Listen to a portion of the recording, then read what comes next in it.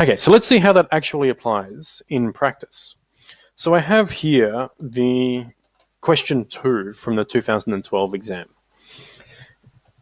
You'll find this on the course materials database, but it's about Audrey, who is an advocate for refugee rights, and she makes a particular film modeled after Samuel Beckett's Waiting for Godot. So the first step, 1, subsistence. Where are the different rights that exist in this particular, in this fact scenario? So as we're scanning through in perusal, I want you to make sure that you highlight everything that could be a copyright work. So Audrey's got a copyright work. She's made a film, but we're not really. It seems we're not interested in her copyright. We're looking to see whether her film infringes Beckett's copyrights. Remember to check the wording here. We are asked to advise Audrey and also to Cine Speech as to whether it may be liable for any of Audrey's acts. So first we need to look at primary infringement, and then we're going to have to look at authorization liability potentially for the entity called Cine Speech. Okay, so where are the copyright works? So there's Samuel Beckett's play, Waiting for Godot, which is going to be an original literary or dramatic work. We've got to check whether there's any other copyright interests that are potentially infringed in this particular fact scenario. And be careful, because the main one is that play, which is going to be a dramatic work, but there might be something else as well. And you'll see all the way down the bottom that in the soundtrack, Audrey uses songs from several popular Australian bands that she's converted from her home CD collection into a digital format. So there are other works, and we'll have to look at that. The first one, then, is a original Part 3 play, which is going to be a dramatic work. The others are recordings under the Part 4 works, Part 4 subject matter, sound recordings in the music, and there'll also be underlying original works included in that, which are either the Part 3 literary works in the lyrics and Part 3 musical works in the music that is embedded in the recordings. Okay, so that about covers us for most of the subsistence. We need to look to make sure that all of these, the copyright actually subsists in all of these works. And we can do this pretty quickly, but we need to work through the elements. So taking Beckett's play for a start, Section 32 deals with dramatic works. And we say it's certainly expressed in material form. It's been written down. It is a dramatic work. A play is obviously a dramatic work. It's original in that it originates from the author. And be careful of that in relation to the ICE TV case, for example, and the new phone directories case about what original actually requires under Australian law. But this is clearly original. The problem is there's no connection with Australia. Now, it's only 1 point really in the exam, maybe half a mark in the exam, but you would have to note that Samuel Beckett is not an Australian person. Waiting for Godot was written between 1948 and 1949 in France, first performed in 1953 in Paris. Now, you'll note that both Ireland and France are signatories to the Berne Convention, which means that the principle of national treatment applies here. So even though the play is not an Australian play, it's nevertheless protected as if it were an Australian work. And the authority for that is Section 184 and Regulation 4 of the Copyright International Protection Regulations 1969. So then we just need to check the duration of copyright. Does copyright still subsist in the play? And we know that copyright lasts life plus 70 years for Part 3 original works. And so then we just need to check when Samuel Beckett passed away. And it turns out that copyright will last in this play on until 2059. 7 years from 1989. Okay, so then we look at what other works there might be, and we're just going to really quickly note that copyright also subsists in the music, the musical works under Part 3, the literary works and the lyrics under Part 3, and the sound recordings under Part 4 on the CDs that she copied. We don't know who owns these. We don't have to assume that there's a particular owner out there that we can't really identify on our facts, but so we'll just deal with that relatively quickly. As for the Part 3 play, when we move to ownership, we know that the first author is by default the owner. So without any further facts, we can assume that Beckett would have been the owner of the play. I don't know whether he transferred ownership in that to someone else, but we can assume here on our facts that Beckett was the owner until he passed away, in which case his successors and titles will be his heirs. We will just have to assume that there are some people, the original authors of the musical works and the literary works in the music, in the recorded music, and the maker of the sound recordings who will own the copyright in the music that she copies from the CDs. We don't know who they are, but we'll assume that they're different people probably. So then we turn to infringement, which gets a little bit more complicated. So first we need to check in our Copyright Act where the different acts of infringement might occur. And looking at the acts of infringement for dramatic works, if we go to section 31, nature of copyright in original works.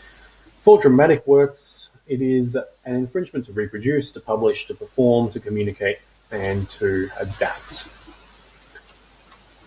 And we'll see that, sorry, here, to reproduce, to publish, to perform, to communicate, to adapt. So let's look at our particular facts and see what might have happened. If we scroll up, it looks like Audrey has drawn inspiration from Beckett's play. So it's not clear yet to what extent she has actually copied the play. Now, her play is not a direct copy, but it could still be a reproduction. And for the test for reproduction, we're going to have to look at substantial similarity. So first off, what she's done here is created a play called Waiting for Bowen, that is somewhat loosely based, apparently, off Godot's play. It's a satirical critique of Australia's immigration policies with regard to refugees.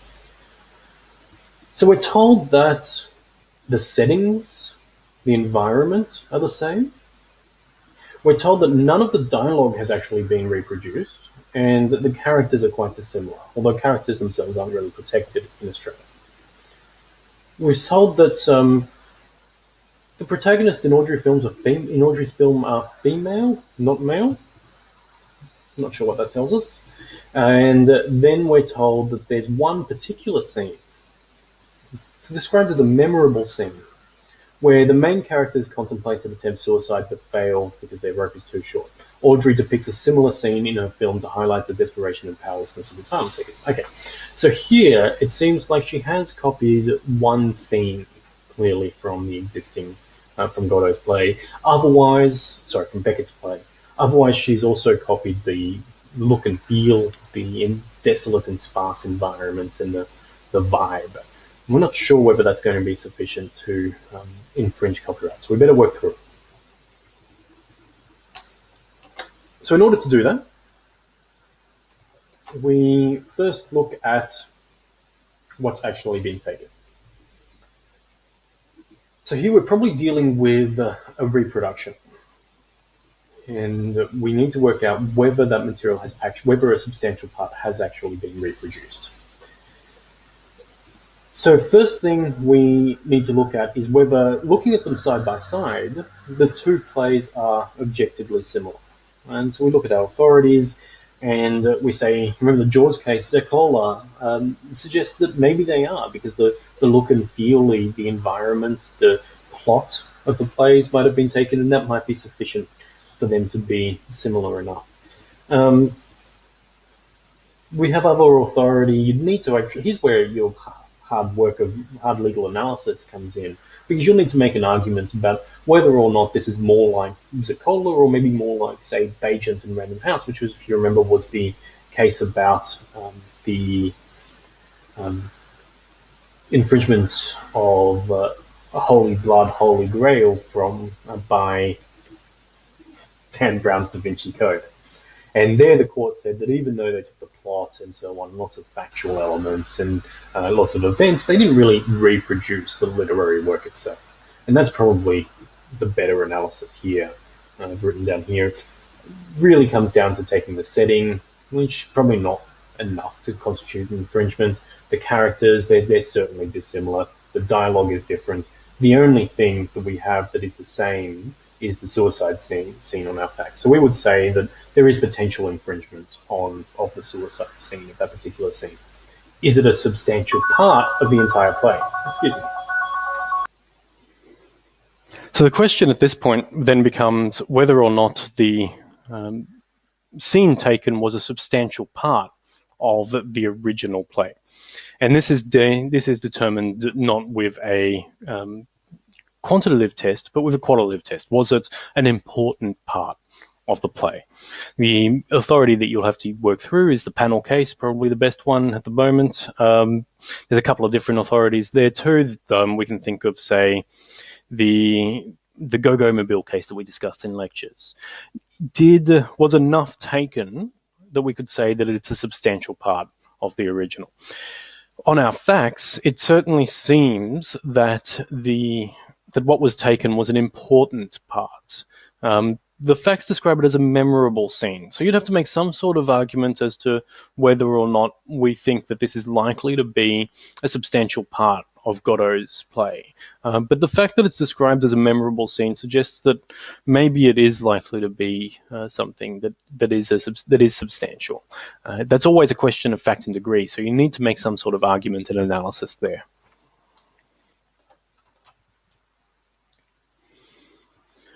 Then we check the other forms of infringement.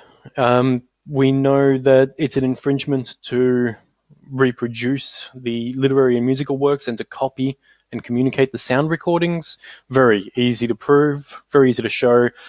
We look at our facts here and it says that clearly Audrey has used several songs from her home CD collection.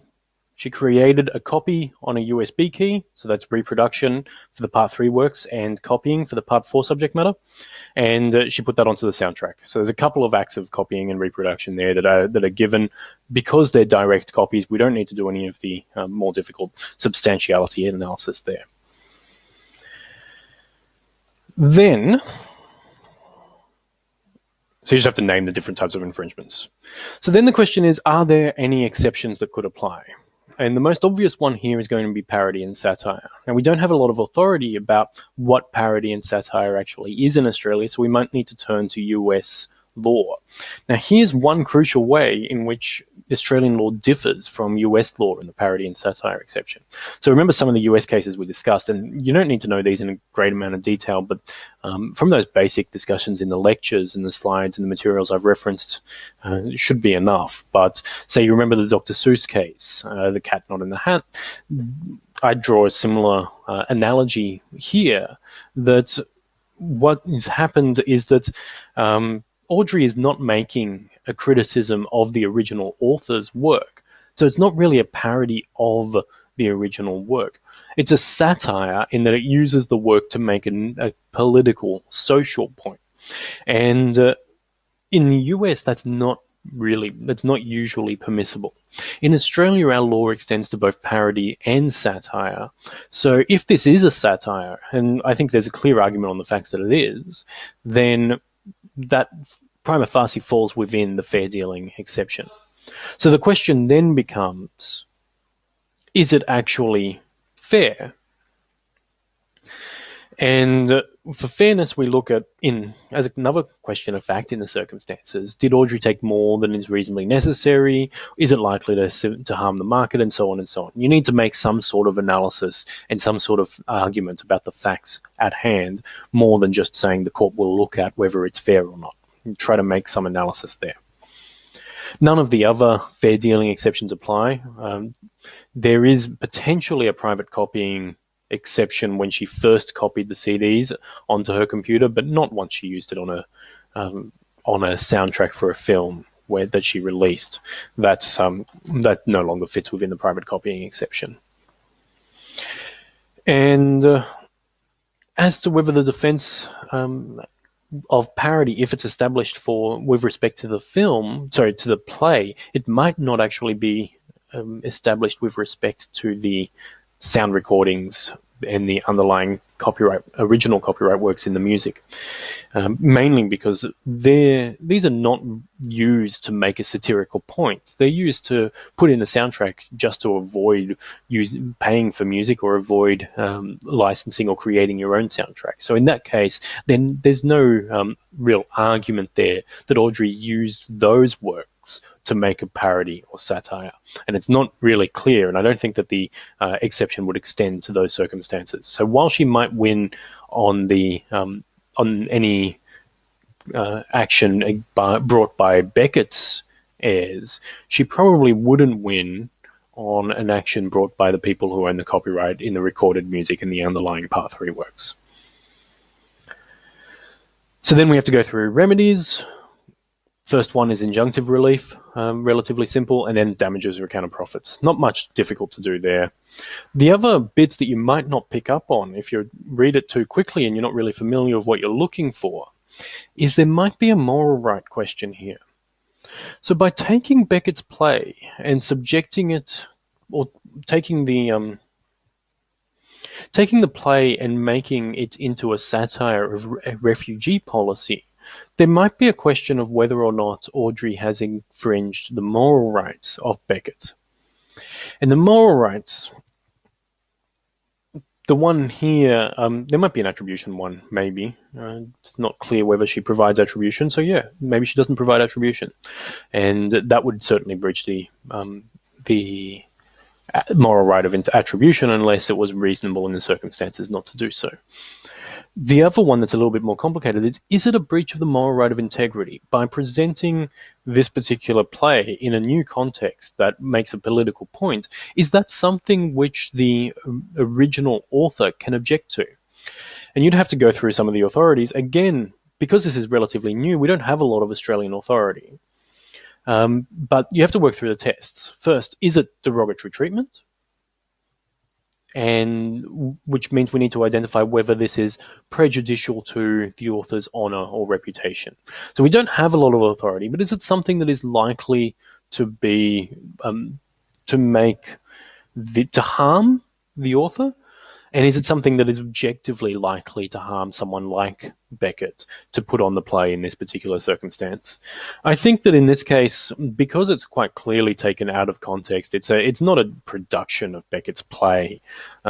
People wouldn't necessarily think worse of Beckett, so it's unlikely to really hurt Beckett's reputation. Whether it would hurt his honour, you'd have to make some sort of argument. We don't really know whether honour just means subjective harm or whether there's a level of objectivity that's required. If there is a level of objectivity that's required, it's not really clear that this would really harm Beckett. The tricky part is that in France, Beckett actually was successful in suing, or Beckett's heirs were successful in suing under the moral right of integrity, I think in one of the European jurisdictions, where someone put on his play led by female leads. And that was something that his heirs said that Beckett would have been very upset about. I don't think that Australian law would necessarily go that far, but it's possible. Finally, if we do argue that it is a breach of the moral right of integrity, we have to consider whether or not it's reasonable to submit a play to derogatory treatment in order to create a political satire. And there's a bit of an argument to be made here. What's the use of having a parody and satire exception if we don't, if in practice it's always going to be a breach of the moral right of integrity? We don't exactly clear where that overlap is, but you'd have to make some sort of argument of whether or not this is reasonable in the circumstances. Then the final part, after we've come to some sort of conclusion about primary liability for Audrey against all of those copyright owners, we then need to look at Cine Speech's secondary liability. So Cine Speech here provides Audrey with the resources to actually make her film. It's a community arts center, provides equipment, provides equipment for hire and material that she can use, where she ended up conducting editing and post-processing on their computers. So are they likely to be liable for the act of their client? So we've got to look at the extent to which this is first thing we have to do is look at the section 101 1A factors. As you'll see, 101 1A, and obviously 36 1A for the Part 3 works. We need to look at the extent of the person's power to prevent, the nature of the relationship, and whether the person took any reasonable steps. So going through each of those.